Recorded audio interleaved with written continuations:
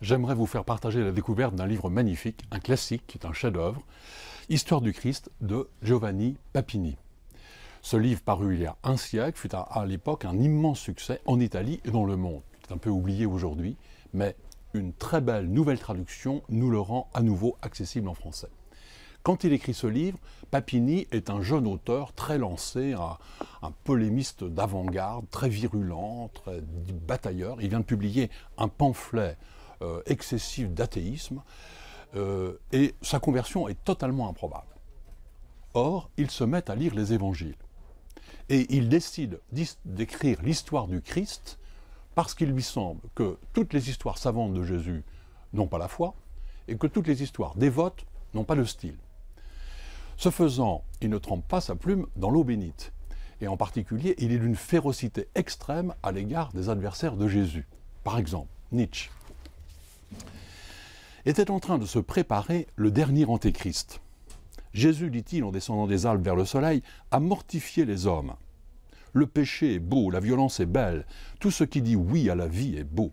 Et Zarathustra, après avoir jeté dans la Méditerranée les classiques grecs, commença à sauter comme un cabri au pied de la statue de Dionysos.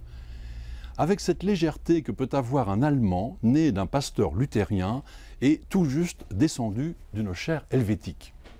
On n'oserait pas écrire ceci maintenant. Ou encore sur l'empereur et Hérode.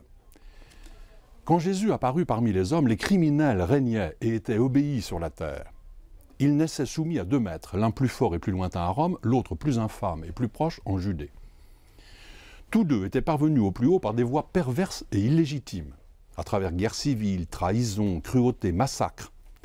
Ils étaient nés pour s'entendre, et étaient de fait amis et complices autant que le permettait le vasselage du scélérat subalterne envers le scélérat principal.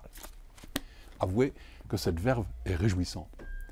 Bon, évidemment, ce n'est pas là l'essentiel, mais ce qui est très émouvant, c'est que ce livre est le chemin même de la conversion de Papini. Il n'écrit pas le livre après s'être converti, c'est en lisant les évangiles qu'il exprime son adhésion passionnée à Jésus et au Christ.